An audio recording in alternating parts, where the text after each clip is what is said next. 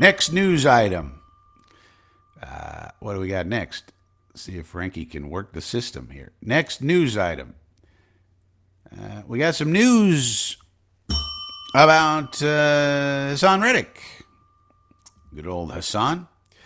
So this week was an interesting week in the Haason Reddick drama, and it makes, in my opinion, Joe Douglas look just fine for what he's done.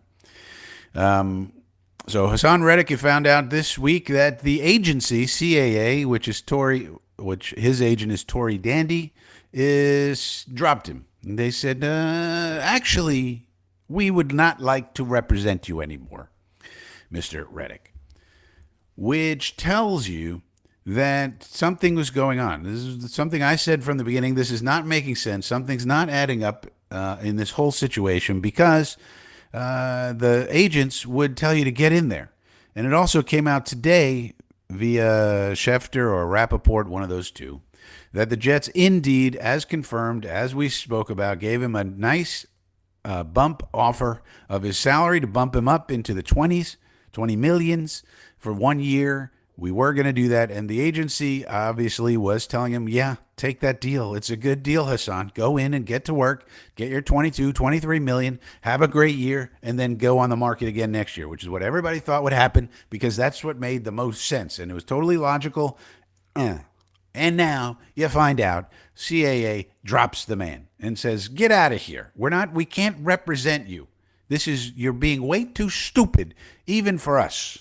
Okay, we represent a lot of stupid people, but we can't even deal with this. We've seen some stupid people in our lives do some stupid things, but this takes the cake to the point we cannot represent you anymore, Haason. Thank you very little. Get out. Ugh. And then we find out even more news about Mr. Reddick. That he apparently is being sued by a business partner over some problem they had for $1.6 million that he apparently scammed this guy out of. So he's got business problems, he's got logic and just basic thinking skills problems. Apparently, because when your representation is telling you, take the money, go in, play. Let's end this. You played all your cards. There's nothing else we can do here. We're getting you a $23 million offer. That's as good as it's going to get. Go ahead, go in, play well, go to the market next year, get another big deal. That's the way to do it. Hello, wake up. You don't want to take millions and millions of dollars and light them on fire for no reason. But apparently that's what this guy wants to do. He wants to just take millions and millions of dollars and throw them out the window and just say, no, thank you. I'd rather do nothing and bilk my business partner out of $1.6 million. Well, that is a situation that's very crazy. I don't think there's anybody who could have anticipated that. So ultimately, if Joe Douglas could do it over again, I'm pretty sure what he would do is just go ahead and sign Jadeveon Clowney for the extra million or two it would have taken to get him away from Carolina and just not deal with this headache. But I don't think anybody could have anticipated this level of crazy. I mean, this is just crazy. And every expert who's looked at it I've looked at it from every angle, all the experts, all the reporters, because the strange part was, as I've said, the reporters were not putting anything out to the public in Reddick's favor, meaning that Tory Dandy, the agent, wasn't feeding them the information that they need. Remember, most of these reporters are putting out, a lot of times when it comes to these type of issues, they're putting out press releases for the agents. That's all they're doing in order to maintain the relationship with those agents. But nobody was doing that. So that meant Tory Dandy wasn't feeding them the information to get public sentiment on their side, to get some leverage. And that was extremely strange because you wonder why isn't Dandy doing that? That's what he would do normally if he had some sort of real leverage and if he had a client that was doing what he wanted him to do. And now we find out the client was not doing what he wanted him to do. And that's a very crazy thing. Tory Dandy and CAA are very experienced agents. CAA is one of the biggest in the world for all sorts of things, sports, entertainment, you name it. Them and William Morris. They pretty much run the world. And so these people, I mean, Tory Dandy has negotiated over billion with a B, dollars worth of NFL contracts with just NFL players. And this is not some neophyte. Okay, this is not some weirdo agent. This is a very mainstream guy who knows what he's doing. And so the fact that the reporters weren't putting anything out on his behalf, and you can almost always tell when they're doing it, said a lot. And then finally this week, the dam broke, and they said, well, we get out of here. We're dropping you. Get out of our agency. We can't deal with this craziness anymore. So there you go. A very strange situation that pretty much nobody could have predicted. Well, I don't know. Braden says, let's bring this up. So comments on this. Braden says, well, do you think he hates the Jets? I don't know why he would. What would be the point? First of all, he's from the Philadelphia area. So he's from near New Jersey. He went to Temple University, don't forget, under Matt Rule, that idiot. But anyway, so he's from the Northeast. He should understand how things work here. It's not like he's pining to go and live in Miami or something like a lot of the guys do. Because he's from Philadelphia area. Second of all, our defense is perfect for him. He would have gotten 15 sacks in this defense. I mean, it's a perfect defense to go to if you want to make a lot of money. This is the place to be if you're a defensive end. And so, and also, if you ask any of the players, the current players like Morgan Moses or C.J. Mosley or anybody you might ask, if you say, well, what's it like over there? They're going to give you glowing reviews. You're going to say, yeah, it's beautiful. It's fantastic. They haven't won. But, as far as the facility and how they treat you and all the services they provide you and the nutritionist, and they all talk glowingly about all that stuff. So it was actually the perfect situation for Reddick to be in. You be in an attack front defense where you can go ahead and get 15, 17 sacks, make your $23 million this year. That's not chump change. Take home $23 million, okay? Then you get your 15, 17, a lot of sacks, and you go on the market again and get paid again. What's the bad thing here? Douglas was willing to go up and make it better for him. He's scheduled to make $50 million, which is a contract he signed. He wanted the long-term stability of a 3-year contract, which he got. Not happy with that. So he signed a contract for $15 million a year, wanted the long-term security of that in case he got injured, he gets that money. But although not all of it's guaranteed, but still, he wanted the long-term contract. He got that. Then last year wasn't happy, played. This year still not happy. So 15's not enough. So Douglas is willing to go up to 23 and still not happy. I mean, it's ridiculous. Nobody in their right mind would have acted this way. Nobody. And the proof of the pudding is the CAA dropped him. CAA represents not great people in the entertainment industry. It's not like they're a bunch of choir people over there.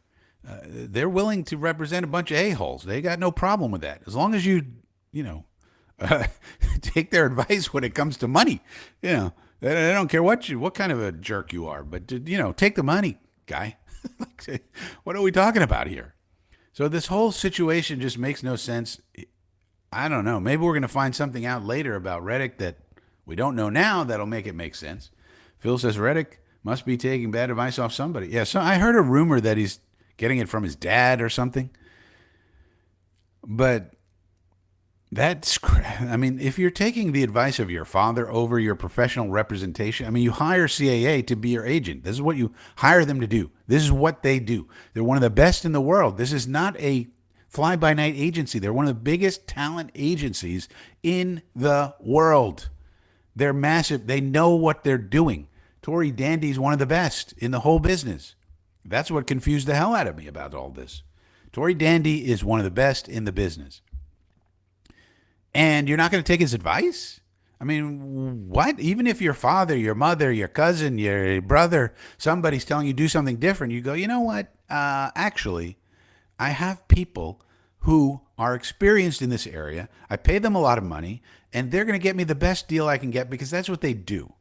And they're one of the best in the world. It's not a small agency with some lunatics running around. These are smart people who know what they're doing. So to not take their advice and to take your father's advice, your mother's advice, your brother, your cousin, this one, that one, over your professional representation is insane. That is insane. So if he's doing that, it just makes no sense. And it's not like he went to Temple, okay, which is a small school, but Matt Rule was his coach who's been in the NFL. So, even if he wanted to go to his old college coach and say, what should I do, coach? The coach would have told him, take the money. Matt Rule's been around. He coached the Panthers. He's coaching lots of guys now in Nebraska who are making NIL money, and so he's not unfamiliar with guys and how much money they should be making and so forth and so on. So even Matt Rule would probably tell him, take the money, Haason. What are you doing? Get in there. Get in there. Take the money. Get 15 sacks. Go make more money. It's very simple.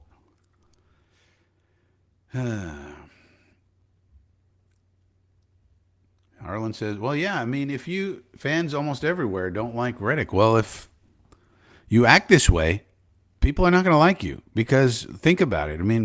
He had $15 million on the table as it was. That's not a small amount of money. Most people can't even imagine envisioning $15 million, let alone having it. And that was just for 1 year. He's made lots more in his career, of course. And then Joe Douglas is going to go up to 23, and he still didn't take it. Of course, people aren't going to like him. It's like, what are we doing here? To play football? The other thing is,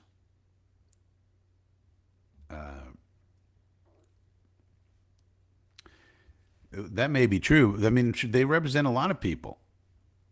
They also represent, as far as, I think they acquired Clutch, which is Nicole Lynn.